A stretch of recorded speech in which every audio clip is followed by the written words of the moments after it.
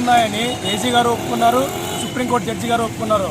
కానీ దాని తర్వాత ఏమైతేనేమి ఎగ్జామ్ నిర్వహించండి, తర్వాత మేము రోస్టర్ విధానం సరిచేస్తామంటున్నారు.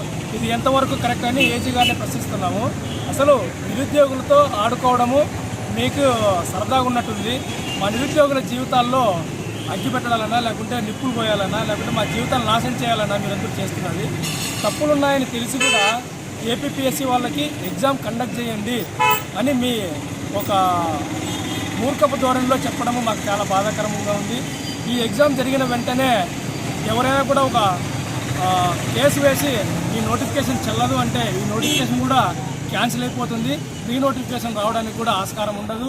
ఇప్పటికే 8 ఏళ్ళు 10 ఏళ్ళు సంవత్సరాల తరబడి స్టడీ హాల్స్లోనూ కోచింగ్ సెంటర్లోనూ కూర్చొని చదువుకున్న మాలాంటి నిరుద్యోగులు, పేద నిరుద్యోగులు, అభాగ్యులు చాలామంది ఉన్నారు. వీళ్ళందరినీ దృష్టిలో పెట్టుకొని ప్రభుత్వం కూడా మా పైన దయ చూపి ఈ రోస్టర్ విధానాన్ని సరిచేసిన వెంటనే ఈ ఎగ్జామ్ నిర్వహించి మాకు ఒక దారి చూపాలని కోరుకుంటున్నాము.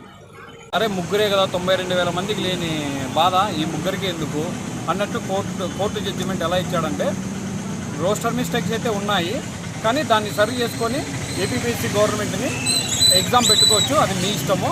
తర్వాత ఒకవేళ రోస్టర్ మిస్టేక్స్ కానీ ఉన్నాయని తేలితే మాత్రము టోటల్ నోటిఫికేషన్ రద్దు అయిపోయి మరి ప్రిలిమ్స్ నుంచి ఎగ్జామ్ కండక్ట్ చేస్తారని చెప్పి కూడా జడ్జి గారు చెప్పినట్టు తెలుస్తుంది మనకు దాంట్లో జడ్జిమెంట్లో. కాబట్టి దయచేసి గవర్నమెంట్ దీన్ని చొరవ తీసుకొని దీని మీద ఏదో ఒకటి స్పష్టత, 92,000 మంది చాలా మంది ఆధారపడినారు ఈ నోటిఫికేషన్ సంబంధించి, స్పష్టత ఇవ్వాల్సిందిగా కోరుతున్నాను గవర్నమెంట్ని. ఇది నా రిక్వెస్ట్. జిల్లా స్థాయిలో మేము ఓన్లీ ఎగ్జామ్ కండక్ట్ చేస్తాము. అయితే మాకు అడిగినప్పుడు ఫీడ్బ్యాక్ అనేది మేము వాళ్ళకి ఇస్తాము. నాకు తెలుసు, ఇవన్నీ డీటెయిల్స్ నాకు తెలుసు. అయితే మీరు చేయాల్సింది ఇది జిల్లా స్థాయిలో కాదు, మీరు రాష్ట్ర స్థాయిలో మీరు రిప్రజెంట్ చేసుకోవాలి. ఓకే, సో మీరు స్టేట్ లెవెల్లో మీరు రిప్రజెంట్ చేసుకోవాలి. ఓకే.